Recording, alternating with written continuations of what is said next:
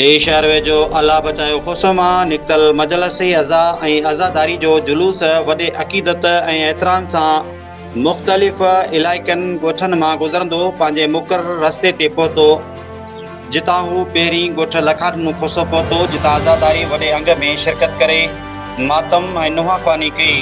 उन खां पोइ जुलूस ॻोठ एहसान अली खोसो मां थींदो आराई ट्रेल ते पहुतो।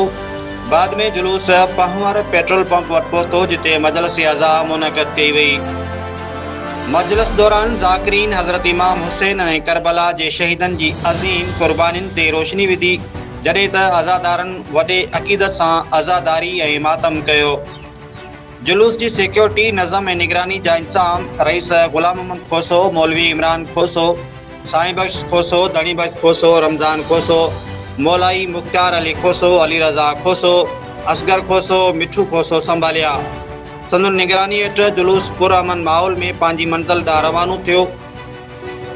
इलाइक़े वासियुनि वॾे अंग में मजलिस अज़ा ऐं जुलूस में शिरकत करे हज़रत इमाम हुसैन अलैहिस्सलाम ऐं शहीदाने करबला खे भेटा पेश कई, जॾहिं त आख़िर में मुल्क जी सलामती, अमन, इताद ऐं ख़ुशहाली लाइ गॾियल दुआऊं पिणु घुरियूं वयूं। रिपोर्ट करे रहियो आहे Amir Bakhsh Khoso, social media centre Sindh.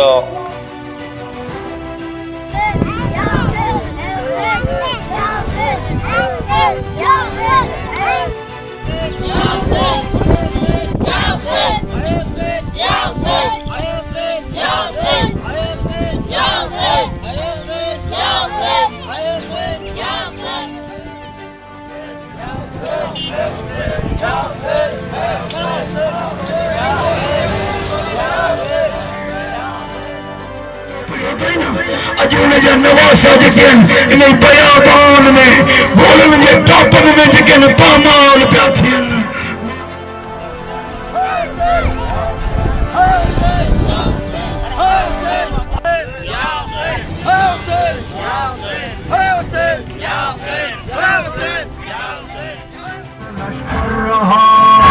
हर अकबर